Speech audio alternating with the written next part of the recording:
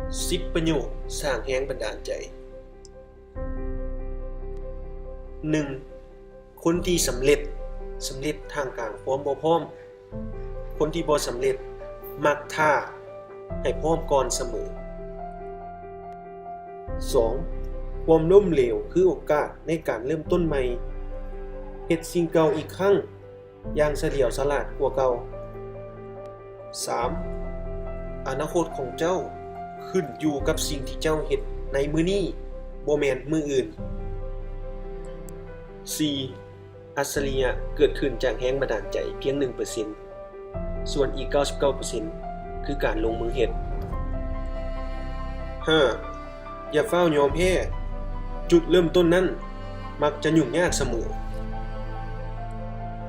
6. บ่มีหยังน่าอาย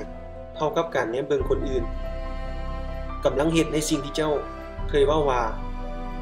เฮ็ดบ่ได้แซมอีวิง 7. คนที่บ่เคยเฮ็ดผิดคือคนที่บ่เคยเฮ็ดหยังเลย 8. จงเริ่มต้นจากบอนที่เจ้าอยู่ใช้สิ่งที่เจ้ามีและเฮ็ดในสิ่งที่เจ้าเฮ็ดได้ 9. จงกระหายและเฮ็ดตัวให้โง่ตลอดเวลาสตีฟ จ็อบส์ 10. เรียนรู้จากมื้อวานใช้ชีวิตอยู่ในมื้อนี้